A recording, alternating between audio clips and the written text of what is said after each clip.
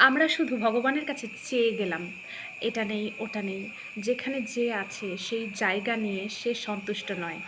দেখুন আমাদের কাছে একটা বাড়ি আছে, আমরা দুবেলা খেতে পারছি। কালকে কি খাবো সেইটা আমরা জানি, অনেকে সেটাও জানে না। দুবেলা খেয়ে পরে বেঁচে থাকতে পারাটাই এবং রাতের বেলায় নিশ্চিন্তে ঘুমানোটাই আমার কাছে ভীষণ গুরুত্বপূর্ণ। এবং এটুকু যাদের কাছে আছে তারাই ধনী। এবং প্রত্যেক দিন ভগবান শ্রীকৃষ্ণের কাছে, আমাদের ভগবানের কাছে আমাদেরকে কৃতজ্ঞ থাকতে হবে যে আমরা জীবনে যা পেয়েছি, যেটুকু পেয়েছি সেটুকুই যথেষ্ট। কিন্তু আমরা তো সেটা করি না।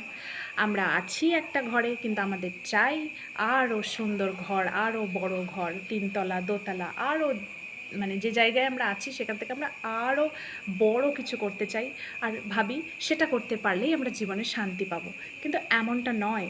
শান্তি মানে, ভালো থাকা মানে সবসময় অনেক টাকা বা অনেক বড় বাড়ি হওয়া, এটা নয়। অন্তত আমি এটা মনে করি।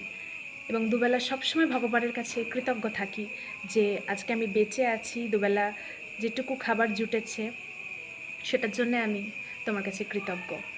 এবং সেটা সবারই করা উচিত।